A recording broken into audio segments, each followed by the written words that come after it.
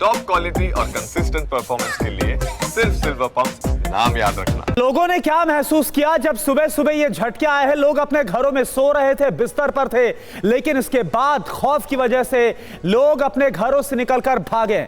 दिल्ली से पीयूष पांडे और साथ साथ नोएडा से शालिनी वाजपेयी इस वक्त हमारे साथ लाइव है। सबसे पहले पीयूष, मैं आपके पास आ रहा हूं। पीयूष, और क्या जानकारी मिल पा रही है भूकंप को लेकर?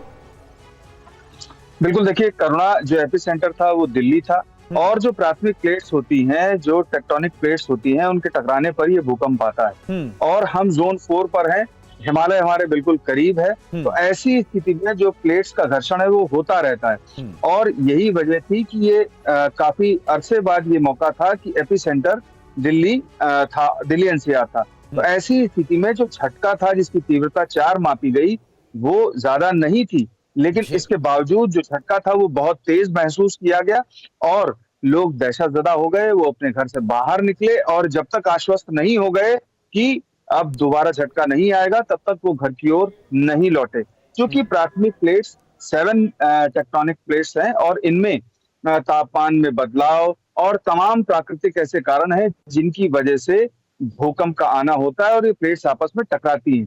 क्योंकि हम जोन 4 पर हैं, इसलिए ये रेड जोन है और यहाँ पर खतरा हमेशा मंडराता रहता है और भूकंप का कोई पूर्वानुमान भी नहीं होता। तो ऐसी स्थिति में जब भूकंप आता है तब लोग बचाव के बारे में अपने सोचते हैं और वो बचाव के लिए या तो घरों से बाहर निकलते हैं और या फिर जैसी स्थिति होती है उसके मुताबिक वो आगे अपना कदम बढ़ाते हैं। तो अभी तक जो स्थिति है वो स्पष्ट है कि यहाँ दिल्ली इसका भूकंप केंद्र था और जो रिएक्टर स्केल पर तीव्रता नापी गई वो 4 थी और जो गहराई थी वो 5 किलोमीटर थी। इसी वजह से बड़ी तेज का झटका सुनाई दिया। मैं आपको एक चीज और क्लियर कर देता हूं करुणा, क्योंकि जब आप देखते हैं कि 2 ऑब्जेक्ट आपस में टकराते हैं तो बड़ी तेज आवाज होती है। उसी तरह से जब टेक्टोनिक प्लेट्स जो बताया जा रहा है कि जब वो ठीक दिल्ली एनसीआर के नीचे जब आपस में टकराई तो बड़ी तेज आवाज भी लोगों को सुनाई दी और ये संभावना भी थी कि अगर ये जो तीव्रता थी ये ज्यादा होती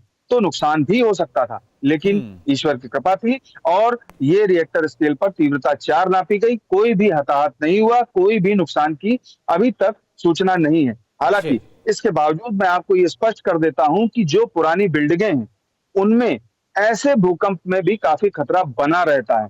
तो ऐसी स्थिति में जो लोग बहुत पुराने घरों में या पुरानी बिल्डिंगों में रहते हैं उनको हमेशा ये ध्यान रखने की जरूरत है कि भूकंप चाहे छोटा हो चाहे बड़ा, उनका जो भवन है वो धराशायी हो सकता है। जी बिल्कुल, ये खतरा बना रहता